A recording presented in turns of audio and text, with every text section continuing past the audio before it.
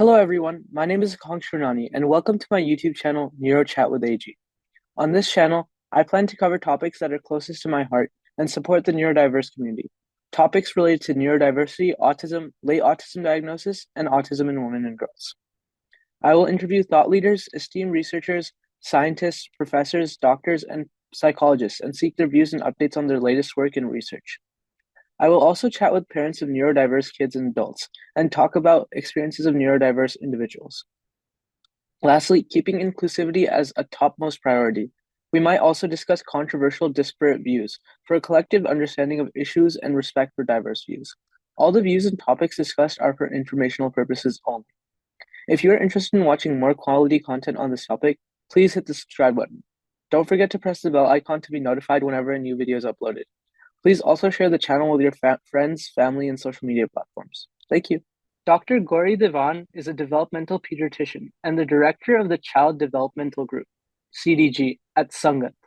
With expertise in early child development, developmental disabilities, and adolescent health, she founded CDG to create an integrated approach that combines digital assessments, universal interventions, and targeted strategies for neurodevelopmental disorders and digital assessments.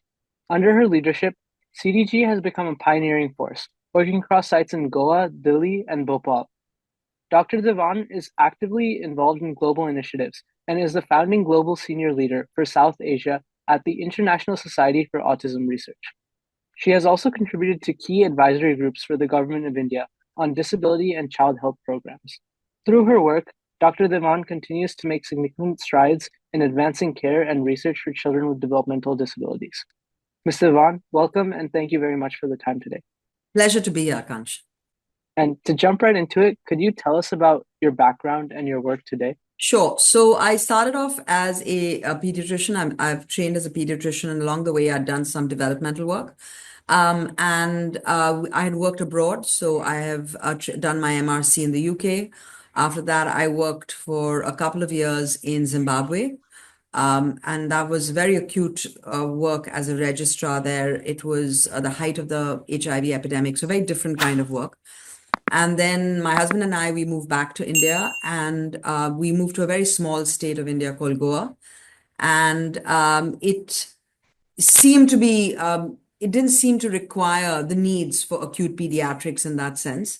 And there were a couple of, life events happening. And so I kind of stepped back from my pediatric work. And it was only in 2005 when I came back to pediatrics, particularly developmental pediatrics, and started working with an organization called Sangath, which initially was really started off as a child development center and then pivoted to more research orientated work. Could you share your journey into developmental pediatrics and what inspired you to specialize in early childhood development and autism? Sure. And so, basically I had in the training that I had received, I had done developmental work. And it was only when I kind of joined up in Sangath and I saw the need. And so what had happened in Sangath particularly was it had started off as a very busy, very traditional center-based service where families would come for support for their children with neurodiversity, with differences, with behavioral issues and problems. And what we noted is that you would have around. So basically, when I moved back to Goa, when I was in Goa in 2005, there was an opportunity to work in Sangath. And what I noted in Sangath was that Sangath had been really functioning as a very traditional child development center where families had to come for services. And what was noted is that only 30% of families would actually come back. Most families didn't come back. They came once or twice, and then they just, fell to the wayside. And at that point, Autism Speaks announced the possibility of a grant call, which seemed really aligned to the questions that were in my mind, which were why were families not coming back, particularly families with autism and intellectual disability. So it really gave us this opportunity, our first grant, gave us this opportunity to really think systematically about what was missing for families, what did they need, and that was really the commencement of the story of the research work that we've been doing in Sangath in this area. Being a public health researcher, you support families of young children leveraging the health and care systems that already exist. So could you tell our audience about what exists today? So, I mean, that's a really good question to ask. But one of the things, I mean, let me just come from the philosophy of what we work through and how we work in Sangath. So, in Sangath, we're very cognizant of the fact that, at least in the context of the country we work in, which is India, the biggest provider of health and care, and this is not just health, but also care for young children, comes from the government and comes from state and central funds. And what this means is really we want to design so that what the government and what the public services are of best quality. We know that families who can afford, and even sometimes families who cannot afford care, will spend out of pocket to try and get services.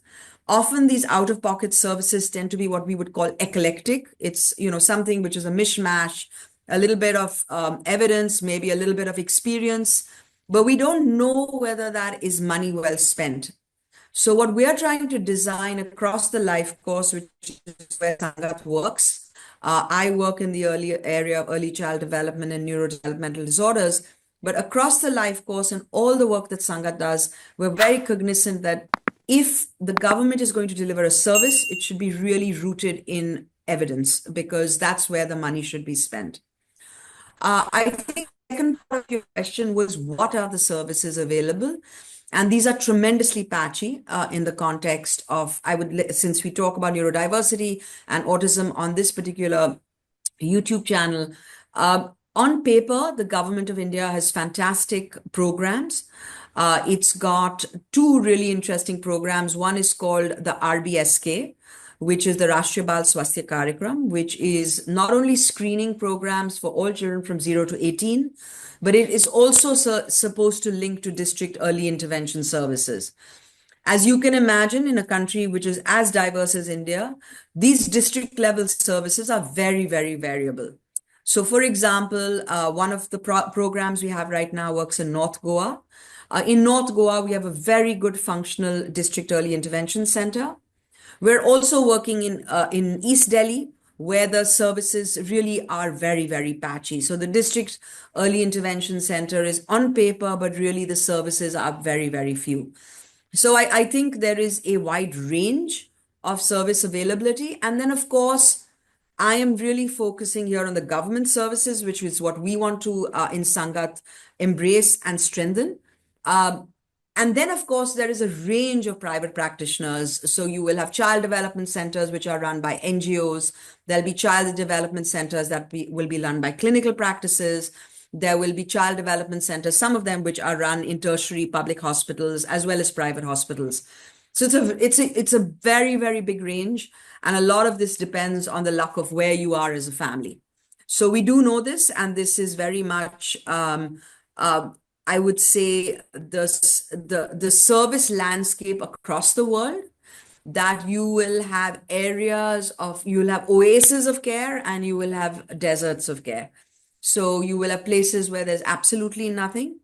And then there will be places where everything is clustered around, which is usually urban centers in the context of, India, but also in most parts of the world where you will have urban services available. So that's currently the landscape. And you lead the Child Developmental Group at Sangath. So can you share your journey to establish, this group and its core mission? So basically what had happened was, which still continues to happen, is that Sangath is a very project-based organization. So we apply for competitive grants, and based on what we get, based on the interest of the people within the context of the membership of Sangath, particularly senior leaders, we apply for specific grants and we get them. So we're very much a grant-dependent body. And what I was finding was that I had fantastic colleagues. We were working in the area of universal interventions for children. We were working on neurodiversity, which is what I suppose we're going to talk about a lot today in this YouTube chat. And then I have a colleague who does a lot of work around digital assessments and understanding the digital landscape of, can we think about supporting children's assessments? Because as we know, if a child has a neurodevelopmental problem, you need to go to a specialist. The specialist often takes 2 to 3 days to evaluate you. And these specialists are all in urban centers. Is there a way that we can digitally get children to play and interact with a digital interface, which would then give us this information? So I have a colleague that's working on digital assessments. I have another colleague who's been working on school inclusion. So there were a lot of us working across these areas, supporting young children. And I really felt that would be a great time to sit together, because in some ways, this is a life course trajectory. Children are born and then they grow into, the young children, they're toddlers, they grow into preschool, primary school, and then middle school. And so could we link some of the work that we're doing together so that we can support children across their growth? So that was really the idea of bringing together the CDG. And in some ways, it also allows us to think of each other, our strengths, and of course, our weaknesses, and how we can support each other as a group. So that's also a very core part of what we do, is really think about the other people when we're in our own work, to say, okay, this is a place that, ex-colleague would find very interesting or useful. So it's really created a space by which we can support each other's strengths, and but also bolster each other's weaknesses. So that's been, I think, a really good part of developing this group. Mm. And sorry, and And I'll add one more thing, and also generating new ideas.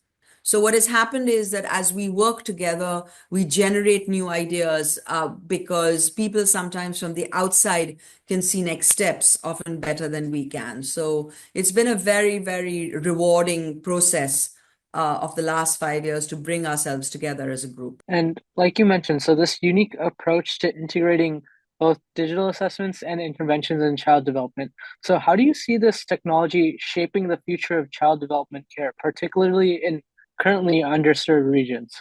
So, one of the things that we've been using is,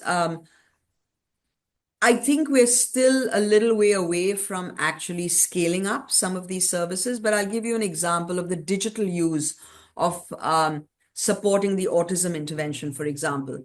So, what we are doing now with the autism intervention is, we have an intervention that we adapted from a UK PACT intervention, which is the preschool autism communication therapy. We adapted an intervention that was delivered in the UK by specialists to be delivered by non-specialists in the context of our setting, because we don't have specialist resources.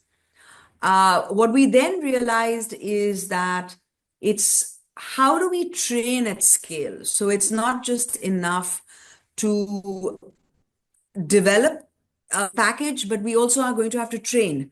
Again, country like India, very diverse, 22 official languages. So we've been working with Harvard Medical School, where they've developed a pathway to training, which is called Empower.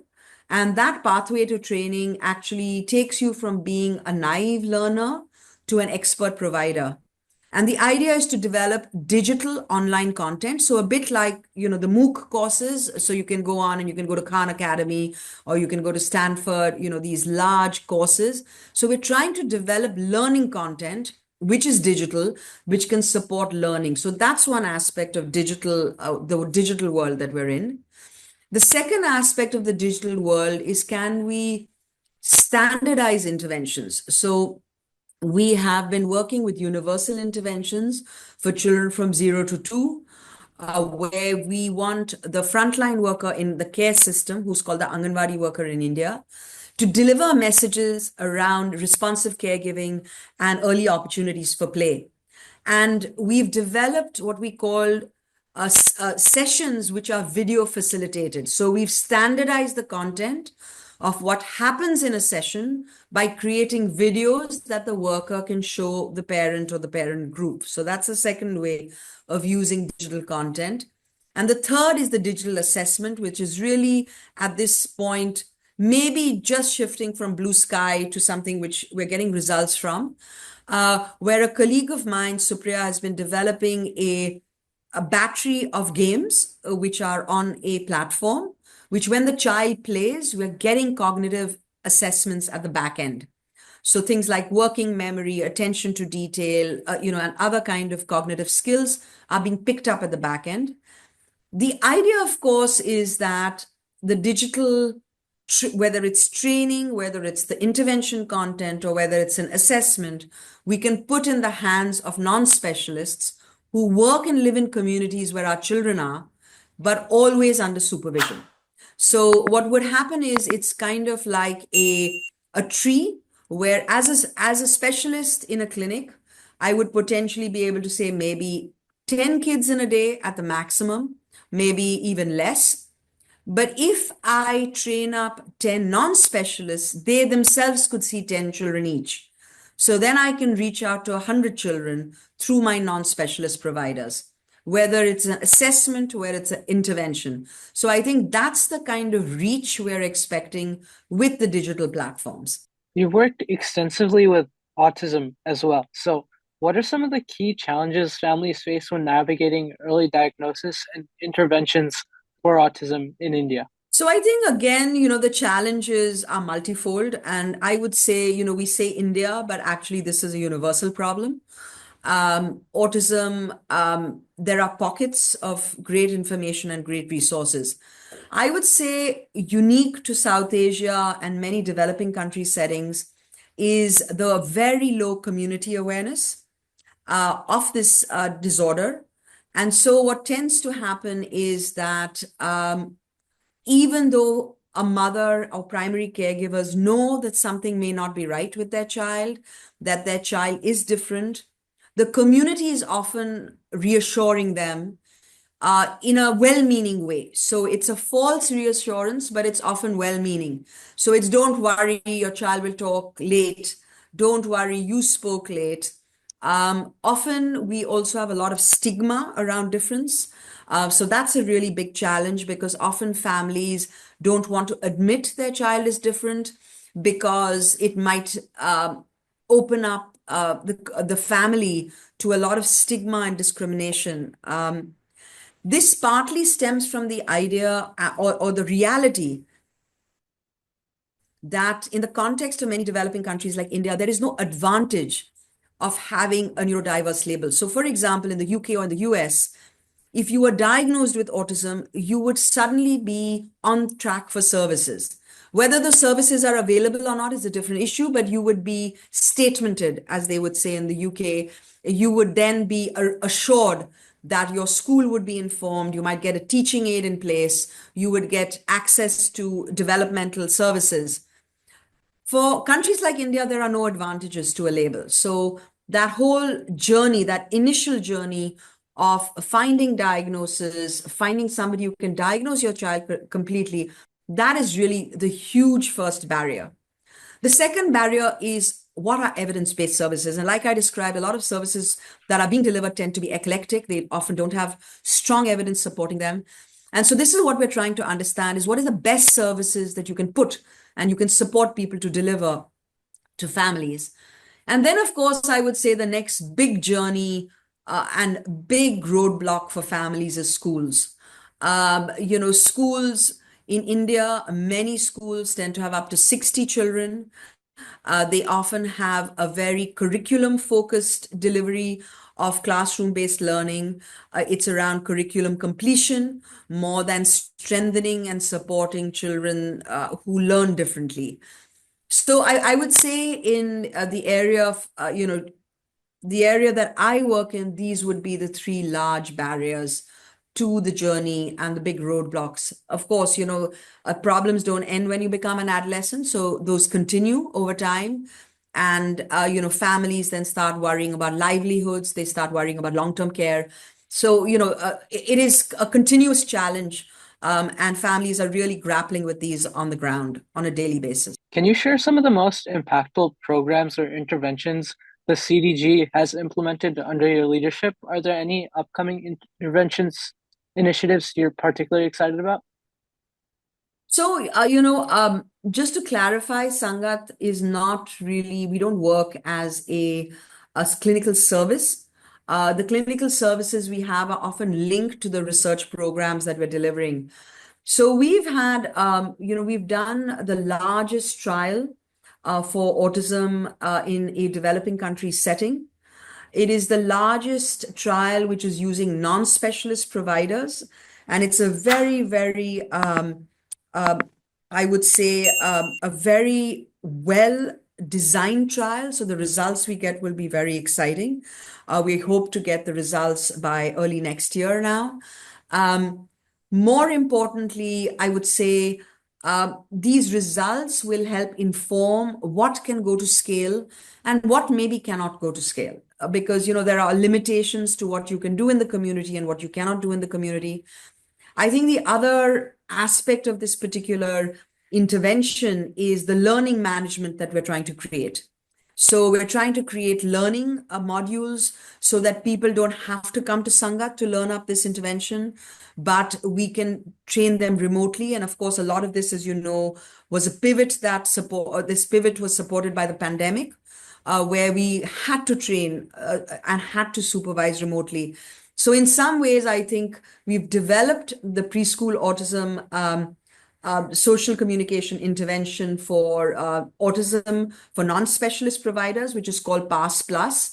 And we're really hoping to be able to package the training of this intervention in the future soon. What role you think early intervention plays in improving developmental outcomes for children with autism and other neurodevelopmental conditions? So I would say that, there is, of course, the child-based improvements that we see and the child-based the importance of early interventions for the child themselves. But I would say what I'd like to talk about first is actually the advantage and the support that caregivers get with early interventions.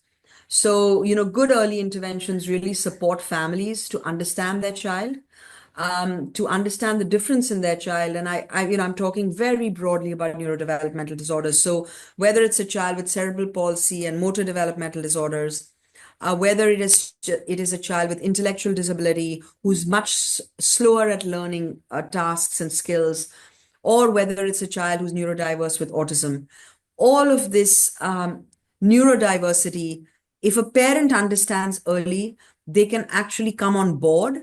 And so I think more and more early intervention services are embracing the role of parents, empowering parents with early skills, and giving parents the language of how to explain their child in public. So I think, one of the really big problems, and maybe we'll talk about it in another one of your questions, is that, the stigma that a family faces when they take a neurodiverse child into a public space. And if you empower a parent with language to explain why their child is stimming in public, or why their child is having a little bit of a meltdown in public, you move the parent from being embarrassed and afraid to actually being empowered. And I think that's a real power of an early intervention. Of course, on the child, we know there are multiple benefits. Bringing children into early intervention service is really very important because in the context, again, let me come back to neurodiversity and autism, is the way a child is experiencing the world is very unique in autism. And the way we work in the intervention, ours is not a behavioral intervention, it's a social communication intervention. It is developmentally informed. And what we try and do is we try and get parents to understand their individual child's social communication needs, and create an environment that would help support their child to communicate and initiate communication. And I think that is really what supports the child, because when they are not being corrected, when they are not, when there are no demands being put on the child that you have to communicate in this way, you have to speak in this way, it creates a confidence in the child that my mom is listening to me. My mom is listening to the way I would like to communicate, and that increases the child's communication abilities and confidence to communicate with the people around them. And we've seen that when you train up parents in a dyadic fashion, so to train a parent to work with their child in play, this is the way the PASS intervention works. It generalizes to activities of daily living quite quickly as a parent gets confident. So it supports learning in, bath time, learning during, or how do we support communication during feeding time, communication during bedtime. So a lot parents tend to embrace these strategies and start using them in a generalized way, which then supports the child's abilities to communicate with not only their parent, but then to others around them. So I think, there's a real importance for child early interventions, both from the point of view of what it helps parents with, but then, of course, what it supports. I have one little caveat particularly with autism is it's never too late to have an early intervention. I know that sounds a little uh, kind of a little complicated, but what I mean is there can be early interventions in the context of preschools. There can be interventions in the context of primary schools. And all of these, if brought in early in that process, can really support the child. One of the aspects we know children struggle with in adolescence is peer relationships. If we can bring in how are peer relationships made early, this could then leverage a child to really bloom and flourish in the context of adolescence. So I don't want us to think that early intervention is just early years. I want us to think early intervention at each stage and each transition in an individual's life. From your experience, how can we reduce that stigma around autism and other neurodevelopmental conditions in communities and create more inclusive environments? Yeah, I mean, I think, Akansh, that's a really, really good question. It's a huge challenge, I think.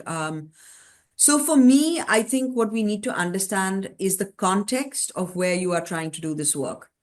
And I think context is really very important. So you may have a community where the belief of a child's difference is kind of supranatural.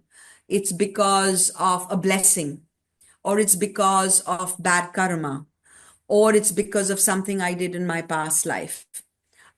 So unless you understand the context of why there is stigma and why there is discrimination, you cannot put a band-aid solution on it. So I think, it's really, really important to understand context. Is stigma around the fact that it's only around a child's behavior on public transport, for example? That would then really give you a very focused idea is that if the communities are accepting this child and family, but the real problem is only on transport, maybe we have to create packages of learning for transport staff. Similarly, for police staff, for law enforcement, for schools. Often when we work in schools, we're only training up resource room teachers. But what you need is you need to bring in and embrace all families in a school community. All families have to understand neurodiversity because you don't want the language of stigma out there. It can be very hurtful for a child if even one child in a school setting makes a comment that is stigmatizing. So I think context is critically important to decrease stigma. And then, of course, in many of our communities, we need to start thinking about infrastructure. So how do you make infrastructure more inclusive?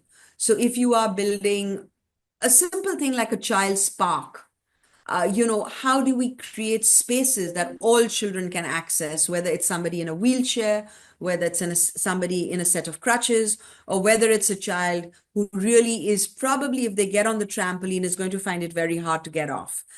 Because that's giving them, it's a self-calming behavior. So I think these are things that we have to keep in mind as we develop and build infrastructure. So I think inclusive communities is a very small word for a very big program and project. And diversity comes in many forms. It comes in the forms of social class.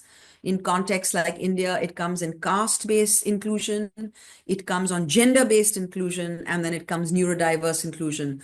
So I think it's a complex bringing together of the many identities that an individual and child could have. So lots of work to do on that word so that we can be truly inclusive, Akanksha. Yeah, I'm sure. Yeah, and I know that, you're doing a lot to make that work happen. Um, Speaking of that, you've been involved in several advisory groups for the government of India, including the National Disabilities Program. So, how do you approach working with governments and policymakers, and how do you see current policies supporting children with developmental differences, and where do you think there's still room for improvement? Great. So I would say, most of the policy practitioners and people we've met have been very open. I think the interesting thing about neurodiversity and autism is so for example, when we started this work in a systematic way, our first grant really came through in 2009. The word autism was still very unusual. 15 years later, even in the context of India, though, most of this is kind of peri-urban, urban settings, the word now is very familiar. And this familiarity has come through mainstream media. It has come through TV shows. It has come through Bollywood in India. So suddenly people understand that individuals and children can be different. And that's been a fantastic process of learning for the community. And this has also impacted people in policy because they are also part of our community. So now when we go to policymakers and talk about autism, there's often a recognition of the word, which is really different from what it was in 2009 when we started this work in a systematic way. And before that, there's been a whole movement of parent empowerment, parents fighting for the rights. Our new Disability Act is a very inclusive act.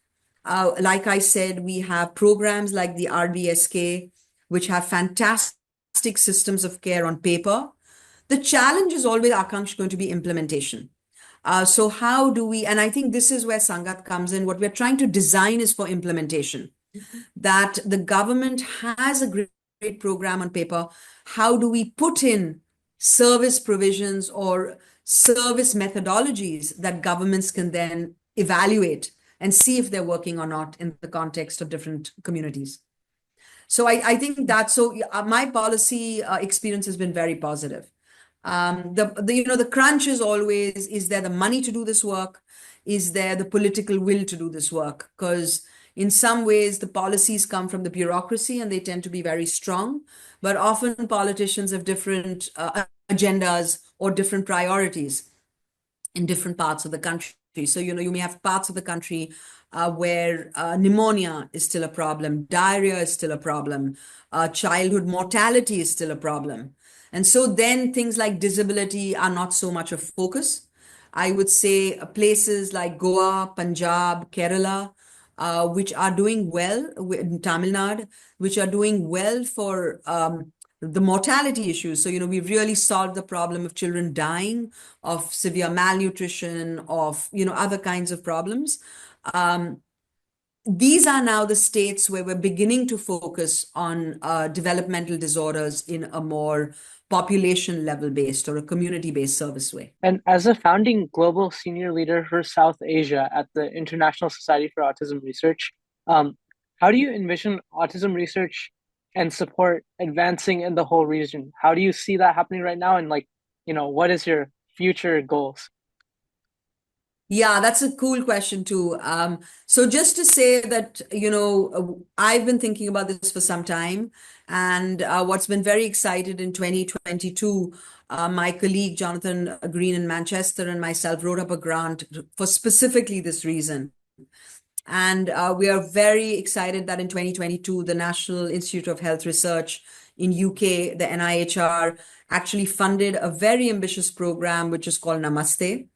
And in Namaste, we have partnered with Sri Lanka, the College of Pediatrics there, and with the Autism Care Nepal Society in Nepal. So we've got partners now in Nepal and Sri Lanka. And the idea is for the three partners in the region to design a district level pathway to care. So how can we screen children in the community? How can we identify children with autism? How can we support them with evidence-based treatments? And how would this pathway to care look in these 4 very different districts? So we are working in Godavari district in Nepal, in East Delhi, in North Goa, and in Colombo district in Sri Lanka. So these 4 districts, part of the project is also with working with local teams to build research capacity, to guide new scholars to come through. What is very exciting again in this particular grant is it has 4 PhDs. So each of the sites will have a PhD that is emerging from this work that we're doing. And we're really hoping that the program itself and the mentorship that Sangath and Manchester is giving Nepal and Sri Lanka will build the capacity on the ground to start doing their own independent research. So I think that is really the way we're looking at it. I think INSAR itself is very, very interested in global research. And so I really hope that in the next 5 to 10 years, the region itself can, generate scholars who can then take leadership on a global field for international research. What do you think is the most significant gap in child developmental research, especially when it comes to understanding the root causes of suboptimal developmental trajectories? Yeah, I mean, I think, why do children develop differently? I think even in the context of neurotypical children, all children are different. And I think, neurodiversity then just begins to sit at the 2 ends of the bell curve. I think in the context of why this has happened, maybe 10 to 15 years ago, the field, particularly in autism, was very excited by genetics. I think what has emerged over the last 10 to 15 years of basic science research is that the brain is very complex.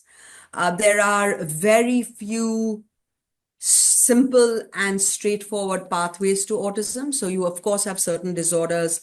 You have certain genetic disorders like neurofibromatosis. You have tuberous sclerosis. You have a subset of Down syndrome that some of these children will end up with autism. And those pathways tend to be relatively clear.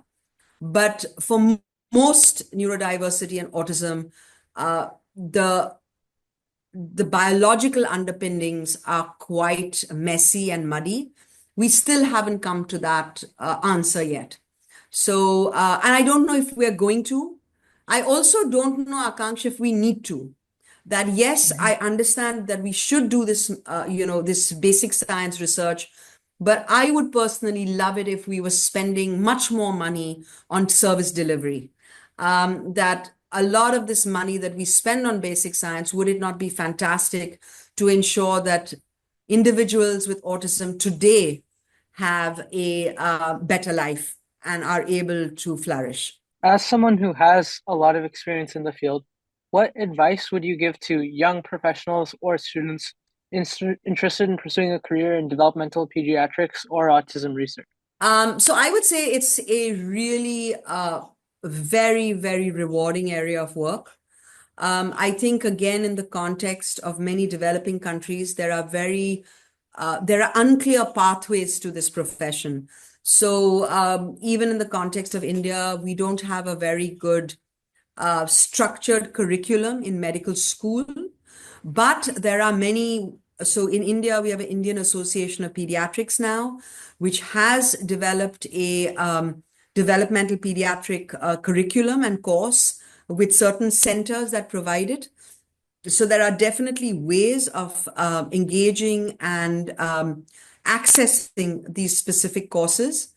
I would really say that it's a fantastic field, but it's also a field that is it's quite different. So the suggestion I would make is intern with people, work for 3 to 6 months in a clinic that is providing services like this, and consider whether it's a good fit. because it's very different from hospital-based pediatrics. It's very different from clinic-based pediatrics. It's got a much slower pace, of course, but it's also a much more it's much more of a commitment to a individual and a family in the long term. So you really develop a very long relationship and a very rewarding relationship with families. So I think it's a great field, and I wish more people would go into the clinical aspects of developmental pediatrics. The second part of your question is really research in this area. Again, research in this area is relatively new, and I would really encourage people to read about research, to write to people like me. I'm often quite responsive, but there are very few of us doing this work. But write, send out cold emails. None of us, we may not respond immediately, which is probably what I did for you. But you kept the pressure on with emails, and then I was like, Akansh seems keen. Let me respond to him, and here we are on this call. So I think keeping the pressure on to really speak to individually to people who are doing this kind of work is really very important. And then trying to join up organizations. There are 5 to 10 organizations in India that do research in this area. And so searching them out through publications, writing cold emails to people and saying, hey, I really want to talk because this is an area I would like to be interested in, I think is really the way to move forwards for young people who are interested in this work. And we're always looking for young people interested in this work. So I'm sure there would be place, for more researchers and more early career researchers to really enter the field. Ms. Divan, thank you so much for this wonderful conversation, and congratulations on all the amazing success you've had so far. Thank you very much for doing this. Thank you, Akansh. It was a real pleasure and I love to see your enthusiasm in, bringing together so many voices on your YouTube channel. So all the best to getting more. Thank you very much.